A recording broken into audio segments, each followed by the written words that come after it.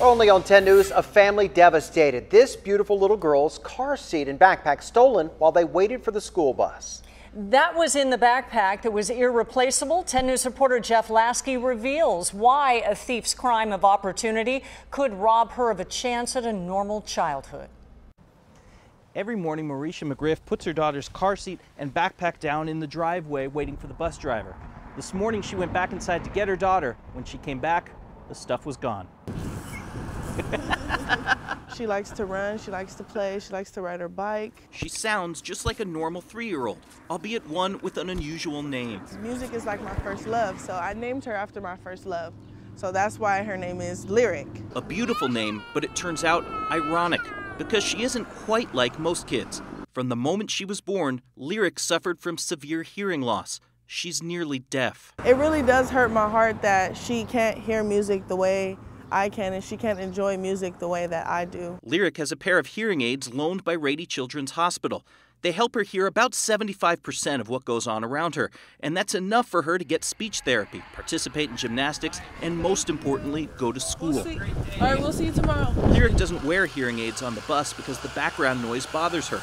And that brings us full circle to the moment Marisha realized the backpack was stolen. I remembered that her hearing aids were in it. That's when I immediately was just devastated. Without the hearing aids, Lyric can't go to class or any other activity. Insurance might not cover another pair. Even worse, because of the lost hearing aids, insurance also might not pay for the cochlear implant surgery Marisha has been hoping for, a procedure which could allow Lyric to hear almost normally permanently. Marisha hopes she'll wake up tomorrow to find the thief has slipped the hearing aids into her mailbox, or that somebody steps up to help. In Mira Mesa, Jeff Lasky, 10 News. Let's hope so. We reached out to Rady Children's Hospital to see if this could affect Lyric getting the surgery. They told us they will look into the matter to see what can be done. We have new information. A young boy recounting the moment that he watched his own mother shot and killed. The accused killer, that boy's stepfather. 10 News reporter Steve Fiorina is live downtown with this story. And Steve, it is a heartbreaking story to hear that little boy's interview with police. Certainly is, Steve. According to his grandpa, the little boy wakes up every night asking for his mom, and he's having flashbacks of that terrible night last October. He did not have to testify today, but we did hear his words on audio tape. Defendant Roderick Harris wiped tears and held his face in his hands often during the preliminary hearing. Charged with shooting his longtime girlfriend, Vanessa Bobo, in the back last fall. It was in their apartment in Lake Murray. She held their baby in her arms, shielding him, and her 5-year-old son was watching. A detective relayed little Bruce's words. Bruce said he told the defendant, "You're a bad dad." A 10-minute audio tape of the police interview a few hours later was played. At times, the little boy is difficult to understand. Mom was calling me and trying to shoot Mom. She said Bruce was still in shock and visibly afraid. He said his lip was quivering, part of his little body was actually shaking while he was talking to me. His eyes either were filling with tears or at some point tears were going down his face. If he would actually blink, then they would start to fall down his face. Bruce told the detective that his mom dropped his little brother when she was shot. That's when he made the bad dad comment, and Harris calmly walked away. He left me and I saw him drive away and somebody knocked on the door and I told them somebody killed my mom. And he said, "My mom got dead for my dad."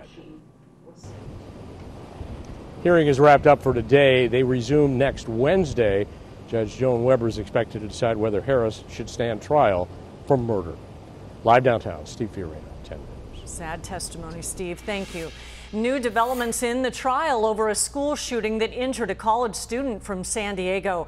One of the friends of alleged shooter Stephen Jones took the stand today. Jacob Mike said that he was walking with Jones when they got into an argument with a group of Northern Arizona University students. Mike claimed that he heard gunshots after somebody punched Jones, and Jones was the one who told him to call 911.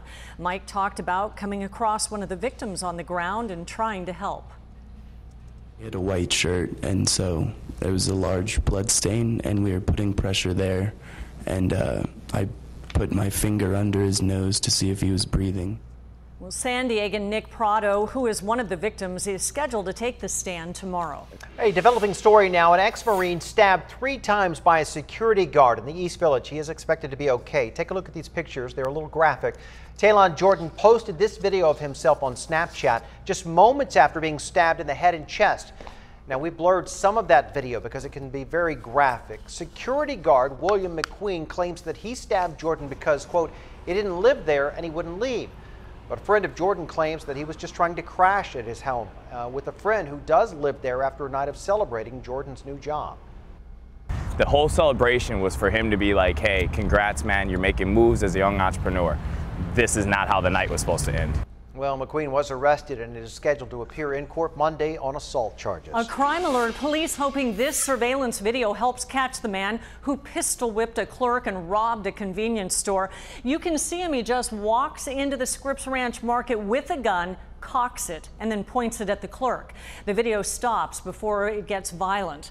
And police say the robber shot at a cigarette case when the clerk didn't open the register fast enough. He then pistol whipped him. Crime Stoppers is offering a $1,000 reward for information leading to an arrest. I'm Ariel Westler in the 10 News Live Center with some breaking news involving Uber. The state regulators in California may fine Uber about $1 million, more than $1 million, for how they handle drunk drivers. California regulators say the company has failed to investigate and suspend drivers whose passengers have reported them driving drunk or under the influence of drugs as well. Now, that goes against California's law requiring that ride-hailing companies have a zero tolerance for any kind of DUI. Regulators say that investigators at this point have found no evidence that Uber ever followed up after passengers filed those complaints. Uber has reported more than 2,000 drunk driving incidents or DUI incidents from 2014 to 2015. And guys, they only responded, according to regulators, in about 28% of those cases. So far, Uber not commenting on this. So we'll continue to look into this and bring you more information. In the 10 News Live Center, Ariel Westler. Kim, back to you. Thanks, Ariel. New at 6 o'clock, the San Ysidro School District says that it's waiting for test results to find out if its water is still contaminated. The district replaced all of the fixtures in the lines at La Mirada Elementary School after finding high levels of lead, copper, and bacteria in the water. It's now waiting to find out if that's fixed the problem before turning the water back on. The district is also waiting to find out if the water at San Ysidro and Smythe middle schools are contaminated. Children at all 3 schools have been drinking bottled water for months. Mayor Kevin Faulconer has released his proposed budget for the fiscal year that starts July 1st. Now, it focuses largely on road repairs and infrastructure. The 2018 budget is $3.6 billion. It prioritizes $1.4 billion for things like public safety and street repairs. Another $445 million goes to San Diego's infrastructure. The city is also cutting $22 million from several departments and tapping into a reserve account. That account is designed to match contributions to the San Diego City Employees Retirement System. New developments in the aftermath of a school shooting that killed 8-year-old Jonathan Martinez and his teacher, Karen Smith.